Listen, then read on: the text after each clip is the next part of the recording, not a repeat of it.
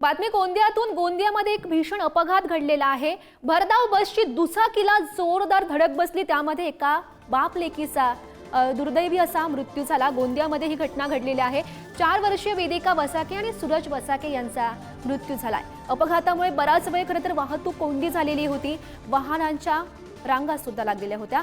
आपण अपघाताची ही दृश्य पाहू शकतो. ज्या ठिकाणी हा अपघात घडलेला आहे त्या ठिकाणची ही दृश्य आहे. आणि या संदर्भात अधिकची माहिती जाणून घेऊयात. आमचे प्रतिनिधी आशिष झुंजारे सध्या आपल्यासोबत आहेत.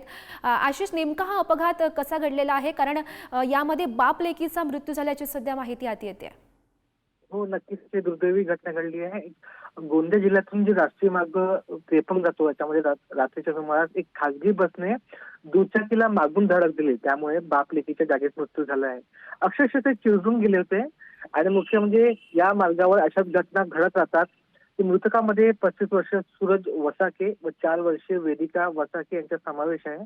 मृतक सूरज हा आपल्या मुलीला कोमारावरून देवरी येथे स्वगावी सोडत होता, तेव्हा खासगी ट्रॅव्हल्सने त्याला मागून धडक दिली. या धडकेमध्ये दोघं बाप लेकींचा दुर्दैवी मृत्यू झाला. ते अक्षरशः चिडून गेले.